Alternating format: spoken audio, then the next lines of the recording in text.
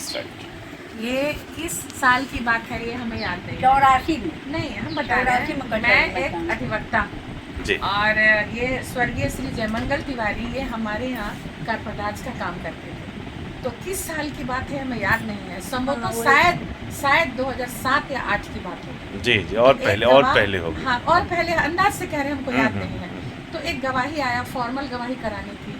तो हमने इनको बोला कि जयमंगल बाबू सो एक गवाह कराना है, साल भर काम रसीद फॉर्मल रसीद को प्रूफ कराना है, सो आप गवाही देंगे। इन्होंने बोला हाँ देंगे। तो हम बोले ठीक है, आपका नाम डाल देते हैं। नाम हमने इनका डाला। क्लाइंट को बोला कि 300 रुपये इनके लिए दे दो। 300 रुपये बहुत हुआ करता था, 300 आज का 1000 रुपया हो गया हुआ करता था। तो हम इनके पास गए, हम बोले चलिए। तो बोले चलिए, बोले क्या देना है। तो हम बोले कि देखिए देना है कि ये रसीद फलाने ने फलाने के सामने लिखी थी इस तरीके से। तो इन्होंने बोला कि लेकिन हमारे सामने तो नहीं लिखा गया था।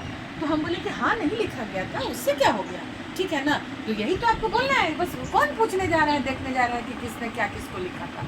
तो आप चलिए चल के गवाही दे दीजिए और ये लीजिए 300 रुपया क्लाइंट से हमने लिया है आपके लिए। तो हमको देखे और दोनों हाथ ऐसे जोड़ दिया मेरे सामने और कहा आरती मैम मैं आपकी बड़ी इज्जत करता हूँ, ठीक है ना, लेकिन ये तो झूठ बोलना हो जाएगा ना। हम बोले कि एक तरह से झूठ तो है ही, लेकिन सारे लोग तो गवाही देते हैं ऐसे, आप भी दे दीजिए, क्या फ़र्क पड़ता है। आप अपने इससे फीस से मतलब रखिए, क्लाइंट से आपका 300 रुपये हम ले चुके हैं, लिखिए। बोले कि नहीं, हमसे नहीं, हम नहीं बोल पाएंगे ये झूठ, क्योंकि हमारे सामने तो ये लिखा ही नहीं गया है। तो हम बोले कि आपको पैसा काटता है क्या। तो बोले कि नहीं, काटता किसको है, सबको अच्छा लगता है, हमें भी अच्छा लगता है, लेकिन हम झूठ नहीं बोले।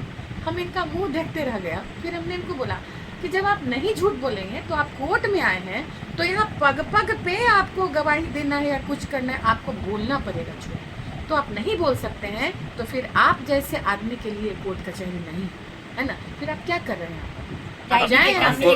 हमको लगता है कि उसके बाद ही वो छोड़ दिए काम। जो भी है, हमने इनको बोला कि आप यहाँ क्या कर रहे हैं, फिर आप जाएं यहाँ से, ये कोर्ट कचहरी आप जैसे लोगों के लिए नहीं है। और उस वक्त उस दिन हम एकादशी किए हुए थे, हम 13-14 साल सारा एकादशी किए लगातार, ठीक है ना। और जब पार नहीं लगने लगा, थोड़ा सा डायबिटिक वगैरह हो गया, तब छोड़ना पड़ा।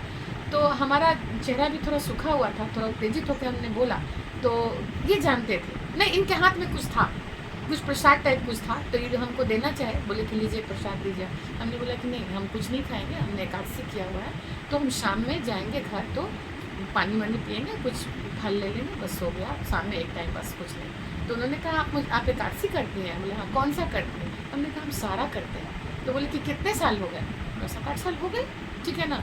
तो कहे कि तो फिर आरती मैम आप विष्णुमुखी है ना, आपके कंठ में विष्णु वास, इनकी एक एक वर्ड हमें याद है, आपके कंठ में विष्णु वास करते हैं, तो आप सारा ना किया करें। पहले इन्होंने मुझे डेमोलाइज किया कि सारा ना करें, कोई एक छोड़ दें, किसी को कुछ बोलेंगी तो हो जाएगा। तो फिर हमने इनको हाथ जोड़ के नमस्ते किया।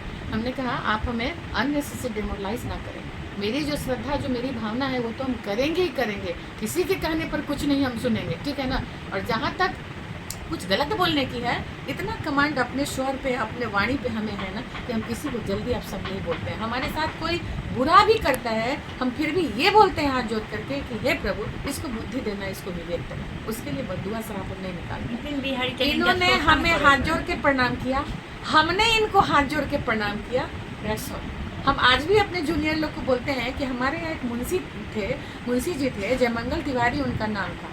बताओ क्या आदमी थे, उन्होंने रिफ्यूज कर दिया, नहीं लिया पैसा, कि नहीं हमको झूठ बोलना नहीं, झूठ ना।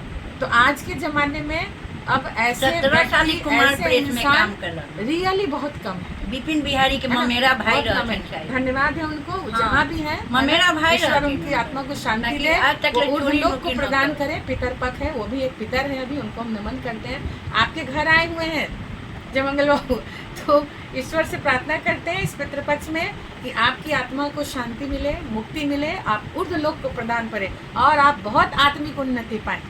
ओम शांति ओम तथास्तु तथास्तु तथास्तु।